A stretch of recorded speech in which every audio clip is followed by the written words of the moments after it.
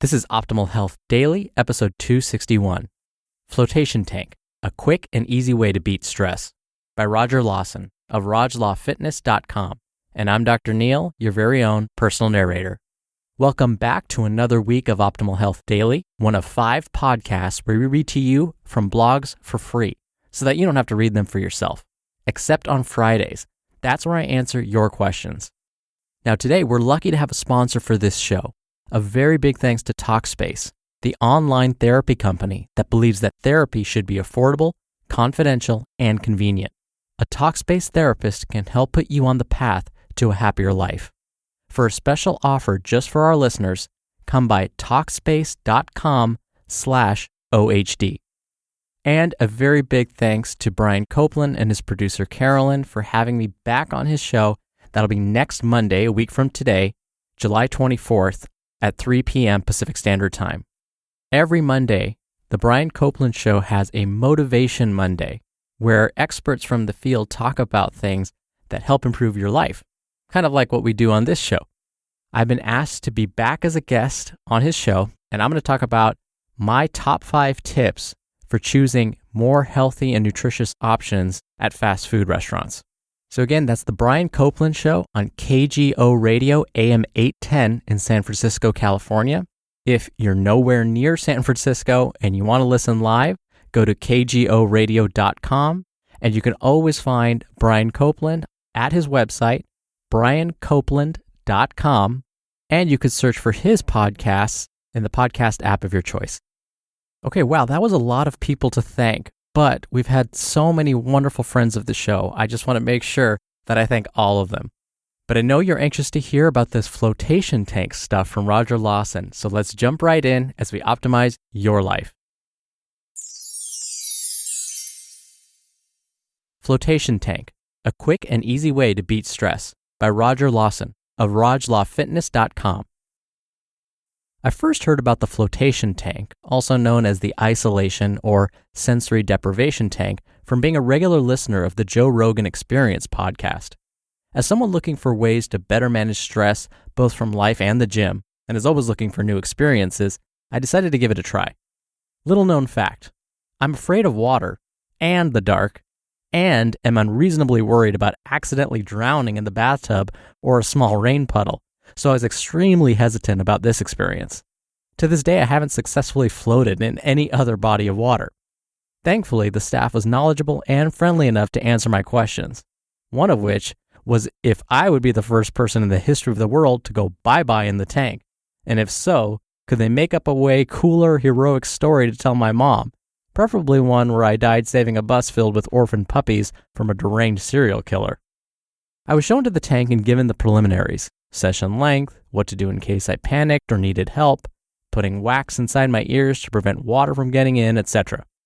Once I was left on my own, I did the only thing that made sense. Get naked. Stick with me here, I'm not being creepy. You can enter the tank in a bathing suit or swimming trunks, but the main benefit is the sensation of nothingness. So if you do that, then the feeling of material pressing against or clinging to your skin might take away from the flotation experience. So, butt naked is the way to go, people. From there, I opened the hatch, descending into darkness, closing the door behind me. And then, there was nothing. As a 6-foot-tall gentleman of considerable thickness, the inside was spacious enough to allow me to move my body around the tank without feeling too constricted. It did, however, take a while for me to stop tensing my body up, preparing for the inevitable moment when science failed me and I started to sink. Then came the business of finding the most comfortable resting position. Do I go beachside, hands behind my head style? Or do I cross my arms like I'm a vampire in a coffin waiting for sunset? My first time was unlike anything I had ever experienced before. No sensation of feeling anything against my skin, no sound and no light. The closest thing that I can liken it to would be meditating while floating on your back through outer space if suddenly all the lights in the universe turned off. With this physical stimulus gone, the only thing that remained was mental chatter, and there was a ton of it.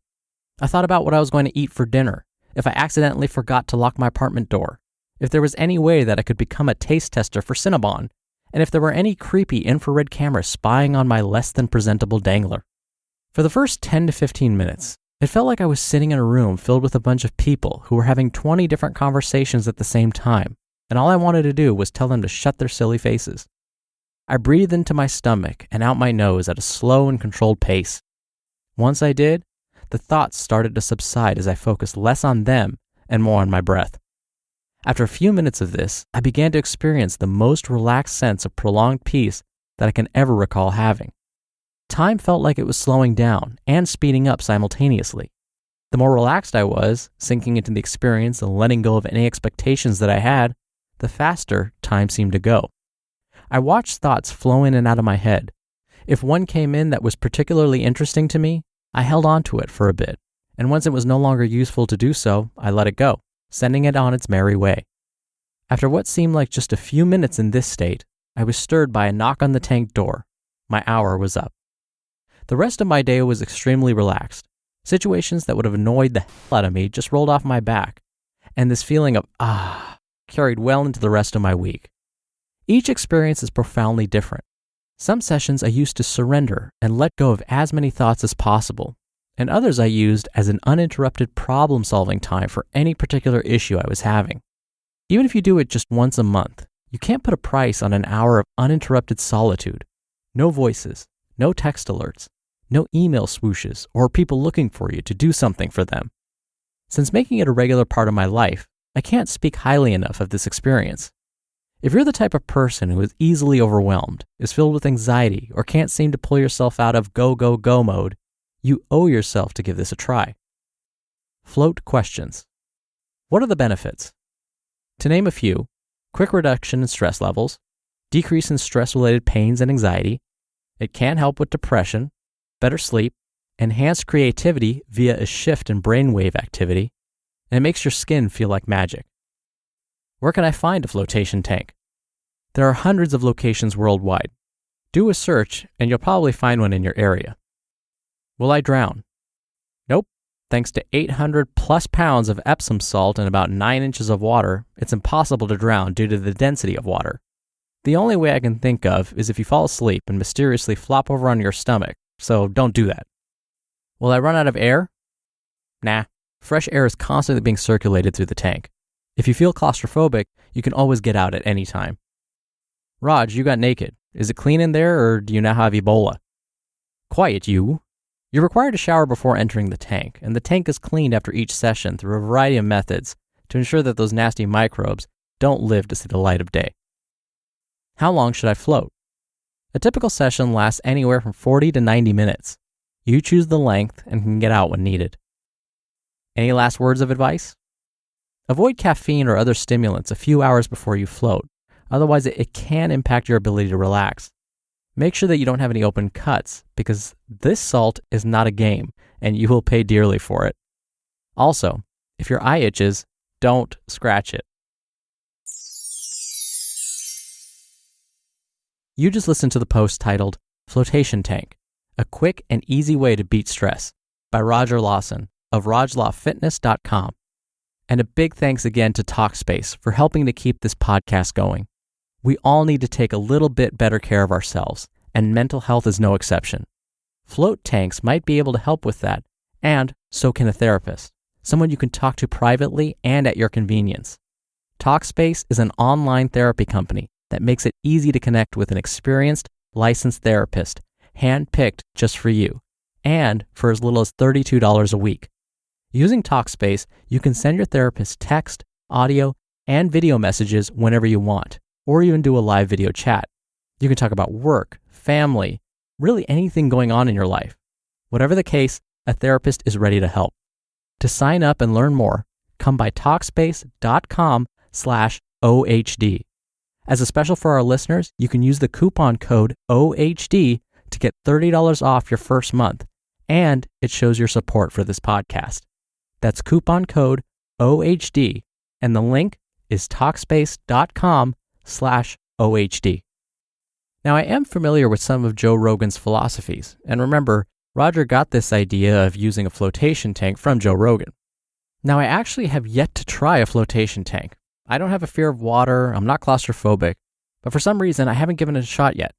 And if you're wondering, well, what does the research say when it comes to using flotation tanks and whether it really helps relieve stress?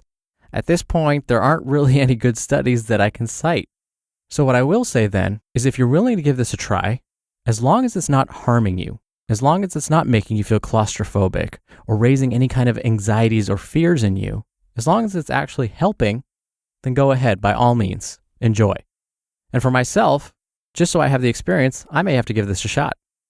Now that wraps up today's episode. Thank you as always for listening. Thank you for being a subscriber to the show. I hope you have a great rest of your Monday. I'll see you tomorrow where your optimal life awaits.